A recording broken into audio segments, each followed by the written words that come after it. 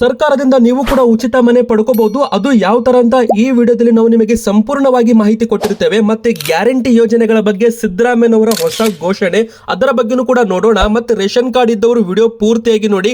ಅನ್ನಭಾಗ್ಯ ಯೋಜನೆಯಲ್ಲಿ breaking news ಒಂದು ಬಂದಿರುವಂತದ್ದು. ಮತ್ತೆ ಕೇಂದ್ರ ಸರ್ಕಾರದಿಂದ 15,000 ರೂಪಾಯಿ ಹಣವನ್ನ ನೀವು ಪಡ್ಕೋಬಹುದು. ಅದು ಯಾವ ತರ ಅಂತ ನೋಡೋಣ. ನೀವು ಕೂಡ ಏನಾದ್ರೂ ಬ್ಯಾಂಕ್ ಅಕೌಂಟ್ ಹೊಂದಿದ್ರೆ, Google Pay, PhonePe use ಮಾಡ್ತಾ ಇದ್ರೆ ನಿಮಗೆ ಹೊಸ ನಿಯಮ ಶುರುವಾಗ್ತಾ ಇದೆ. ಇಡೀ ಕರ್ನಾಟಕಕ್ಕೆ ಇದು ಜಾರಿ ಆಗ್ತಾ ಇರೋದ್ರಿಂದ ವಿಡಿಯೋ ನೀವು ಕೊನೆವರೆಗೂ ನೋಡಲೇಬೇಕು. ವಿಡಿಯೋ ಶುರು ಮಾಡೋಕ್ಕಿಂತ ಮುಂಚೆ ನೀವು ಇನ್ನೂ ಕೂಡ ನಮ್ಮ ಚಾನೆಲ್ಗೆ ಲೈಕ್ ಮಾಡಿಲ್ಲ ಅಂದ್ರೆ ಬೇಗನೆ ಈ ಒಂದು ವಿಡಿಯೋಗೆ ಲೈಕ್ ಮಾಡಿ. ನಿಮ್ಮ ಊರಿನ ಹೆಸರನ್ನ ದಯವಿಟ್ಟು ಕಮೆಂಟ್ ಮಾಡೋದನ್ನ ಮರಿಬೇಡಿ.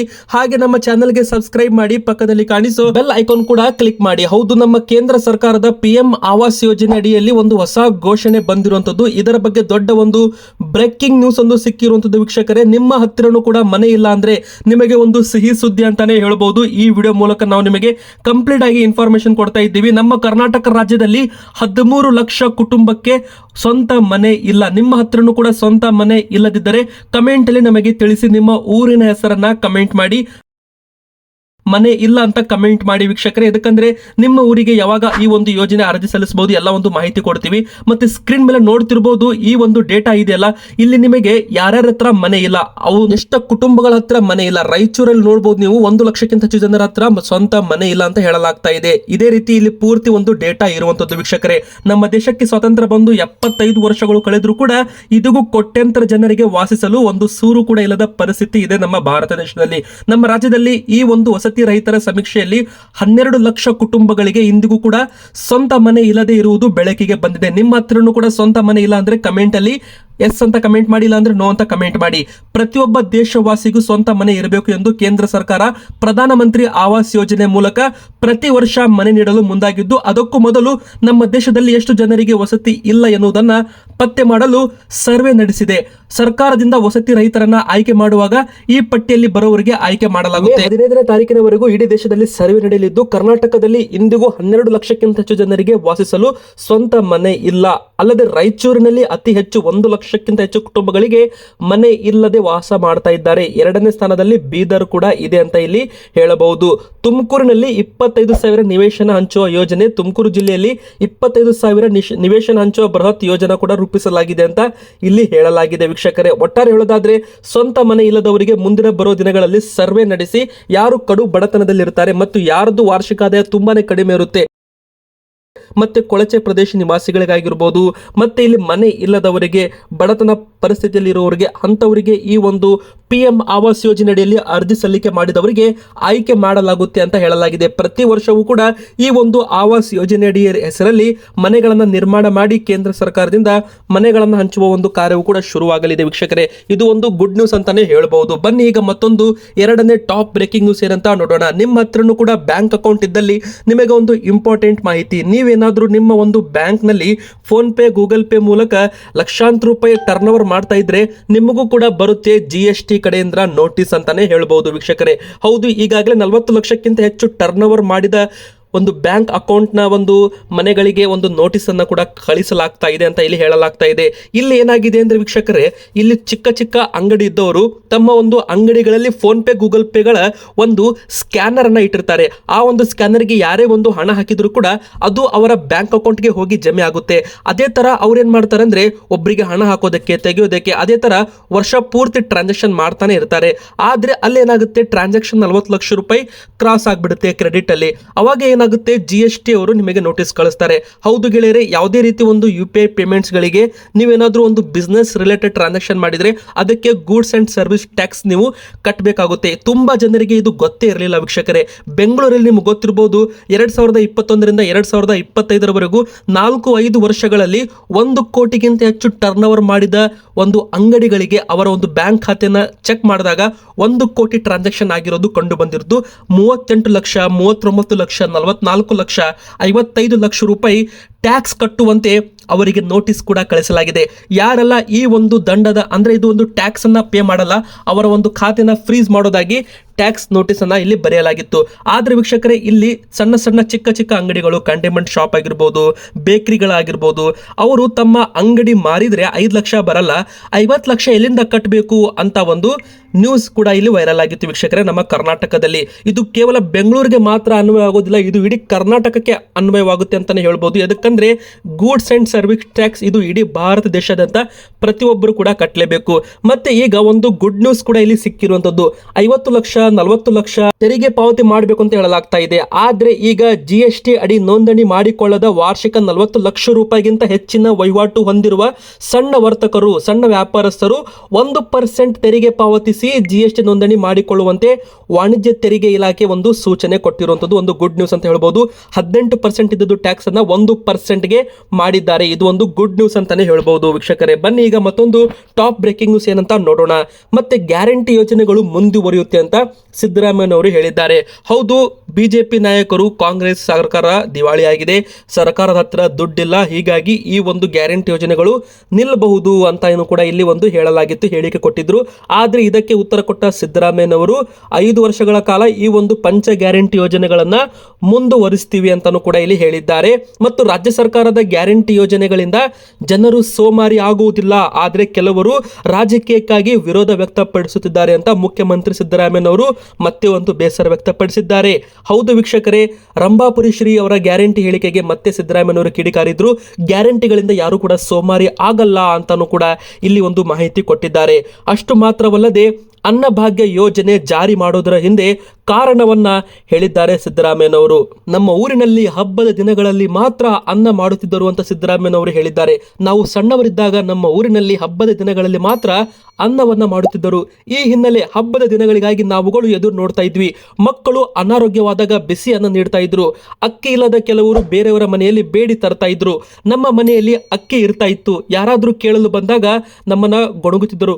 ಯಾರು ಅನ್ನಕ್ಕಾಗಿ ಕೈ ಒಡ್ಡಬಾರ್ದು ಅಂತ ಅನ್ನಭಾಗ್ಯ ಯೋಜನೆ ಜಾರಿಗೆ ತಂದಿದ್ದೀವಿ ಅಂತ ಸಿಎಂ ಸಿದ್ದರಾಮಯ್ಯನವರು ಹೇಳಿದ್ದಾರೆ. ಹೌದು, ಯಾರು ಕೂಡ ಬಡವರು, ಮಹಿಳೆಯರು, ನಿರುದ್ಯೋಗಿಗಳು ಯಾರು ಕೂಡ ಹಸಿವಿನಿಂದ ಮಲಗಬಾರದು, ಹಸಿವು ಮುಕ್ತ ಕರ್ನಾಟಕ, ಯಾರು ಕೂಡ ಹಸಿವಿನಿಂದ ಮಲಗಬಾರದು ಅಂತ ಈ ಒಂದು ಅನ್ನಭಾಗ್ಯ ಯೋಜನೆ ಜಾರಿ ತಂದಿದ್ದೇವೆ, ಇದನ್ನ ಕಂಟಿನ್ಯೂ ಮಾಡ್ತೀವಿ ಅಂತಾನು ಕೂಡ ಇಲ್ಲಿ ಒಂದು ಮಾಹಿತಿ ಕೊಟ್ಟಿದ್ದಾರೆ. ಗೃಹಲಕ್ಷ್ಮಿ ಹಣ 2,000 ರೂಪಾಯಿ ಅಕೌಂಟ್ಗೆ ಹಾಕ್ತಾ ಇದ್ವಿ. ಮಹಿಳೆಯರು ಇದರಿಂದ ಒಂದು ಸ್ವಂತ ಒಂದು ಉದ್ಯಮಿ ಕೂಡ ಮಾಡಬಹುದು, ಅವರ ಒಂದು ಸ್ವಂತ ಕಾಲಿನ ಮೇಲೆ ಅವರು ನಿಲ್ಬಹುದು ಅಂತಾನು ಕೂಡ ಇಲ್ಲಿ ಹೇಳಿದ್ದಾರೆ. ವೀಕ್ಷಕರಿಗೆ ಅಷ್ಟು ಮಾತ್ರವಲ್ಲದೆ ಈ ಒಂದು ಹೊಸ ನಿಯಮ ಕೂಡ ಬರ್ತಾ ಇದೆ. ಅದೇನಪ್ಪಾ ಅಂದ್ರೆ, ಯಾರಾದ್ರೂ ಈ ಒಂದು BPL ರೇಷನ್ ಕಾರ್ಡ್ ಇದ್ದವರು ಅನ್ನಭಾಗ್ಯ ಯೋಜನೆಯನ್ನ ಏನಾದ್ರೂ ಕಾಳಸಂತೆಯಲ್ಲಿ ಮಾರಾಟ ಮಾಡಿದೆ ಆದಲ್ಲಿ ಅವರ ಕಾರ್ಡುಗಳನ್ನು ಕೂಡ APL ಆಗಿ ಮಾಡಲಾಗುತ್ತೆ. ಇದು BPL ಕಾರ್ಡ್ದಾರರಿಗೆ ಒಂದು ಇಂಪಾರ್ಟೆಂಟ್ ಮಾಹಿತಿ ಅಂತ ಹೇಳ್ಬೋದು. ಕಾಳಸಂತೆಯಲ್ಲಿ ಯಾರು ಕೂಡ ಅಕ್ಕಿ ಮಾರಾಟ ಮಾಡಬಾರ್ದು ಅಂತ ಇಲ್ಲಿ ಸರ್ಕಾರ ನಿಯಮ ಮಾಡಲು ಮುಂದಾಗಿದೆ.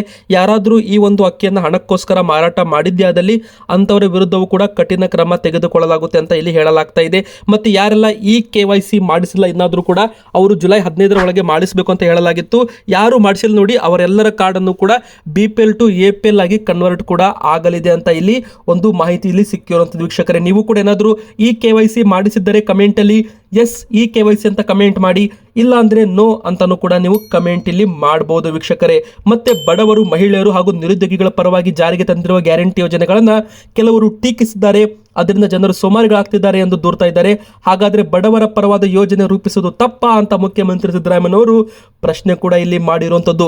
ಅನೇಕ ಬಡ ಕುಟುಂಬಗಳ ಮಹಿಳೆಯರು ಕುಟುಂಬ ನಿರ್ವಹಣೆಗೆ ಗಂಡನ ಹಣಕ್ಕಾಗಿ ಕಾಯುವುದು ತಪ್ಪಿದೆ. ಹಾಗಿರುವಾಗ ರಾಜಕೀಯ ಉದ್ದೇಶಗಳಿಗೆ ಟೀಕೆ ಮಾಡುವುದು ಸರಿಯಲ್ಲ ಅಂತಾನು ಕೂಡ ಹೇಳಿದ್ದಾರೆ. ಅನ್ನಭಾಗ್ಯ ಯೋಜನೆ ನಿಲ್ಲಿಸಲ್ಲ ಅಂತಾನು ಕೂಡ ಒಂದು ಮಾಹಿತಿಯನ್ನ ಸಿದ್ದರಾಮಯ್ಯನವರು ಕೊಟ್ಟಿರುವಂತದ್ದು. ಪ್ರತಿ ವ್ಯಕ್ತಿಗೆ ಪ್ರತಿ 10 ಕೆಜಿ ಅಕ್ಕಿಯನ್ನ ಕೊಡಲಾಗುತ್ತೆ ಅಂತ ಸಿದ್ದರಾಮಯ್ಯನವರು ಇಲ್ಲಿ ಘೋಷಣೆ ಮಾಡಿರುವಂತದ್ದು. ವೀಕ್ಷಕರೇ, ಇದು ಪ್ರತಿ ಅಂದ್ರೆ ತಿಂಗಳು ಕೂಡ ಕೊಡ್ತೀವಿ, ಮತ್ತೆ ಇದನ್ನ ಕಂಟಿನ್ಯೂ ಆಗಿ ಮಾಡ್ತೀವಿ ಅಂತಾನು ಕೂಡ ಹೇಳಿದ್ದಾರೆ. ಯಾವುದೇ ಕಾರಣಕ್ಕೂ ಈ ಒಂದು ಯೋಜನೆಗಳನ್ನ ನಿಲ್ಲಿಸಲ್ಲ ಎಂಬ ಒಂದು ಮಾಹಿತಿ ಕೂಡ ಇಲ್ಲಿ ಸಿಕ್ಕಿರುವಂತದ್ದು ವೀಕ್ಷಕರೇ. ಮತ್ತೆ ಈಗ ಮತ್ತೊಂದು ಟಾಪ್ ಬ್ರೇಕಿಂಗ್ ನ್ಯೂಸ್ ಬರ್ತಾ ಇದೆ, ಅದೇನಂತ ನೋಡೋಣ ಬನ್ನಿ. ELI ಸ್ಕೀಮ್ ಅಡಿಯಲ್ಲಿ ನೀವು 15,000 ರೂಪಾಯಿ ಸರ್ಕಾರದಿಂದ ಪಡೆದುಕೊಳ್ಳಬಹುದು. ಗೆಳೆಯರೆ, ಕೇಂದ್ರ ಸರ್ಕಾರದ ಈ ಒಂದು ELI ಸ್ಕೀಮ್ ಮೂಲಕ ಮೊದಲ ಬಾರಿ ಕೆಲಸಕ್ಕೆ ಸೇರುವ ವ್ಯಕ್ತಿಗೆ ಕೇಂದ್ರ ಸರ್ಕಾರ 15,000 ರೂಪಾಯಿವರೆಗೂ ಹಣ ಕೊಡ್ತಾ ಇದೆ. 2 ಕಂತುಗಳಲ್ಲಿ ಇದನ್ನ ಕೊಡಲಾಗುತ್ತೆ. ಈ ಒಂದು ಉದ್ಯೋಗಿಗಳಿಗೆ ಇದೇ ಮೊದಲ ಕೆಲಸವಾಗಿರಬೇಕು. EPF ಅಕೌಂಟ್ ಹೊಂದಿರಬೇಕು. ಕೆಲಸಕ್ಕೆ ಸೇರಿ 6 ತಿಂಗಳ ಬಳಿಕ ಮೊದಲ ಕಂತವು ಸರ್ಕಾರ ನೀಡುತ್ತದೆ. 1 ವರ್ಷ ಅದೇ ಕಂಪನಿಯಲ್ಲಿ ಕೆಲಸ ಮಾಡಿದರೆ ಇನ್ನೊಂದು ಕಂತಿನ ಹಣ ಕೂಡ ನೀಡುತ್ತದೆ. ಆದರೆ ಈ ಹಣವನ್ನು ಠೇವಣಿ ರೂಪದಲ್ಲಿ ಇಟ್ಟಿರಲಾಗುತ್ತದೆ. ಉದ್ಯೋಗಿಯ ನಂತರ ದಿನಗಳಲ್ಲಿ ಇದನ್ನ ಬಳಸಬಹುದು ಅಂತ ಇಲ್ಲಿ ಹೇಳಲಾಗ್ತಾ ಇದೆ. ಮತ್ತೆ ವೀಕ್ಷಕರೇ, ಇದರ ಪ್ರಕಾರ ನೋಡ್ತಾ ಹೋಗೋದಾದ್ರೆ ಉದ್ಯೋಗ ಜೋಡಿತ ಪ್ರೋತ್ಸಾಹಕ ಯೋಜನೆಯಾದ ELI ಸ್ಕೀಮ್ 1 ಲಕ್ಷ ಕೋಟಿ ರೂಪಾಯಿ ಅನುದಾನ ಬಿಡುಗಡೆ ಮಾಡಲು ಕೇಂದ್ರ ಸಂಪುಟ ಸಭೆ ಅನುಮೋದನೆ ಕೊಟ್ಟಿದೆ. ಪ್ರಧಾನಿ ನರೇಂದ್ರ ಮೋದಿಯವರ ನೇತೃತ್ವದಲ್ಲಿ ಮಂಗಳವಾರ ನಡೆದ ಸಂಪುಟ ಸಭೆಯಲ್ಲಿ ಈ ಸಂಬಂಧ ಇದಕ್ಕೆ ಒಪ್ಪಿಗೆ ಸಿಕ್ಕಿರುವಂತದ್ದು. ELI ಸ್ಕೀಮ್ ಹೌದು ಗೆಳೆಯರೆ, ಎಂಪ್ಲಾಯ್ಮೆಂಟ್ ಲಿಂಕ್ಡ್ ಇನ್ಸೆಂಟಿವ್ ಸ್ಕೀಮ್ಗೆ ಈಗಾಗಲೇ ಈ ಸರ್ಕಾರವು ಕೇಂದ್ರ ಸರ್ಕಾರವು 1,07,000 ಕೋಟಿ ರೂಪಾಯಿ ಪ್ರೋತ್ಸಾಹಕ ಒದಗಿಸ್ತಾ ಇದೆ ಅಂತ ಹೇಳಲಾಗ್ತಾ ಇದೆ. ಈ ಒಂದು ಕೌಶಲ್ಯ ಅಭಿವೃದ್ಧಿ ಮತ್ತಿತರ ವಿಷಯಗಳಲ್ಲಿ ಯುವಜನರಿಗೆ ಪ್ರೋತ್ಸಾಹ ನೀಡಲು ಇದು ಸ್ಕೀಮ್ಗಳ PM ಪ್ಯಾಕೇಜ್ ಘೋಷಣೆ ಮಾಡಲಾಗಿದೆ ಅಂತಲೂ ಕೂಡ ಇಲ್ಲಿ ಹೇಳಲಾಗಿದೆ.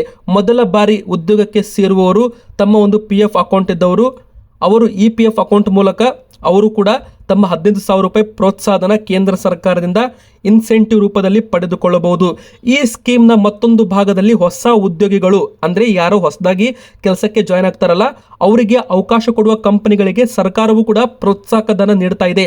ಹೆಚ್ಚುವರಿ ಉದ್ಯೋಗ ಅವಕಾಶ ಕೊಡುವ ಕಂಪನಿಗಳಿಗೆ ಪ್ರತಿ ಉದ್ಯೋಗಿಗೂ ತಿಂಗಳಿಗೆ 3,000 ರೂಪಾಯಿ ಹಣವನ್ನು 2 ವರ್ಷಗಳ ಕಾಲ ನೀಡ್ತಾ ಇದೆ. ಮ್ಯಾನುಫ್ಯಾಕ್ಚರಿಂಗ್ ಸೆಕ್ಟರ್ನಲ್ಲಿ ಈ ಇನ್ಸೆಂಟಿವ್ಸ್ ಇನ್ನು 2 ವರ್ಷ ಮುಂದುವರಿಯುತ್ತದೆ. ಇದು ನಮ್ಮ ಮೋದಿ ಸರ್ಕಾರದಿಂದ ಮಾಡಿರುವಂತಹ ಒಂದು ಭರ್ಜರಿ ಘೋಷಣೆ ಅಂತಾನೆ ಹೇಳ್ಬೋದು ವೀಕ್ಷಕರೇ. ಇದರಿಂದ ಎಂಪ್ಲಾಯ್ಮೆಂಟ್ ಅಪಾರ್ಚುನಿಟಿ ಅಂದ್ರೆ ಉದ್ಯೋಗ ಸೃಷ್ಟಿ ಜಾಸ್ತಿ ಆಗುತ್ತೆ. ಇದಕ್ಕೆ ಸರ್ಕಾರ 1 ಲಕ್ಷ ಕೋಟಿಗೂ ಹೆಚ್ಚು ಹಣವನ್ನು ಖರ್ಚು ಮಾಡಲು ಮುಂದಾಗಿರುವಂಥದ್ದು ವೀಕ್ಷಕರೇ. ಮತ್ತು ಕೇಂದ್ರ ಸರ್ಕಾರದಿಂದ ಲಕ್ಷಾಂತರ ಜನಕ್ಕೆ ಉದ್ಯೋಗ, 25 ಕೋಟಿ ಜನ ಬಡತನ ಮುಕ್ತರಾಗಿದ್ದಾರೆ ಅಂತಲೂ ಕೂಡ ಇಲ್ಲಿ ಹೇಳಲಾಗಿದೆ. ರೋಜ್ಗಾರ್ ಮೇಳದಲ್ಲಿ 51,000 ನೇಮಕ ಪತ್ರ ಹಂಚಿಕೆ ಮಾಡುವಾಗ ನರೇಂದ್ರ ಮೋದಿ ಅವರು ಮಾತನಾಡಿದ್ದಾರೆ. ಮತ್ತು ಬಂಗಾರದ ದರ ಮತ್ತೆ 1 ಲಕ್ಷ ಗಡಿಯತ್ತ ಬಂದಿರುವಂಥದ್ದು ಹೌದು ವೀಕ್ಷಕರೇ. ಕಳೆದ ಕೆಲವು ವಾರಗಳ ಹಿಂದೆ ಬಂಗಾರದ ದರದಲ್ಲಿ 95-96 ಸಾವಿರ ರೂಪಾಯಿ ಬಂದಿತ್ತು. ಮತ್ತೆ ಈಗ 3,000 ರೂಪಾಯಿ ಭರ್ಜರಿ ಏರಿಕೆ ಕಾಣೋದ್ರ ಮೂಲಕ ಇನ್ನು ಕೇವಲ ಈಗ 300 ರೂಪಾಯಿ ಮಾತ್ರ ಬಾಕಿ ಇದೆ 1 ಲಕ್ಷ ರೂಪಾಯಿ ಗಡಿ ದಾಟೋದಕ್ಕೆ. ಈಗ 24 ಕ್ಯಾರೆಟ್ 10 ಗ್ರಾಮ್ ಚಿನ್ನದ ದರ ಈಗ ಎಷ್ಟಾಗಿದೆ ಅಂದ್ರೆ 99,710 ರೂಪಾಯಿ ಆಗಿರುವಂಥದ್ದು ವೀಕ್ಷಕರೇ. ಮತ್ತೆ 22 ಕ್ಯಾರೆಟ್ ಚಿನ್ನವು ಕೂಡ 91,400 ರೂಪಾಯಿ ಆಗಿರುವಂಥದ್ದು. 18 ಕ್ಯಾರೆಟ್ ಚಿನ್ನ 74,790 ರೂಪಾಯಿ ಆಗಿರುವಂಥದ್ದು ವೀಕ್ಷಕರೇ. ಇಲ್ಲಿ ನಿಮಗೆ ಕಂಟಿನ್ಯೂ ಆಗಿ ಏರಿಕೆಯಲ್ಲಿ ಕಾಣ್ತಾ ಇದೆ. ಬಂಗಾರದ ದರ ಕಂಟಿನ್ಯೂ ಆಗಿ ದಿನಕ್ಕೆ 700 ರೂಪಾಯಿ 600 ರೂಪಾಯಿ 10 ಗ್ರಾಮ್ ಮೇಲೆ ಏರಿಕೆ ಆಗ್ತಾನೆ ಇದೆ. 95-96 ಸಾವಿರ ರೂಪಾಯಿ ಗಡಿಗೆ ಬಂದಿತ್ತು. ಆದರೆ ಈಗ ಬಂಗಾರದ ದರ ಮತ್ತೆ 1 ಲಕ್ಷ ಗಡಿಯತ್ತ ಬಂದಿರುವಂಥದ್ದು. ಇಳಿಕೆ ಆಗಿದ್ದ ಬಂಗಾರದ ದರದಲ್ಲಿ ಮತ್ತೆ ಭಾರಿ ಏರಿಕೆ ಆಗಿರುವಂಥದ್ದು.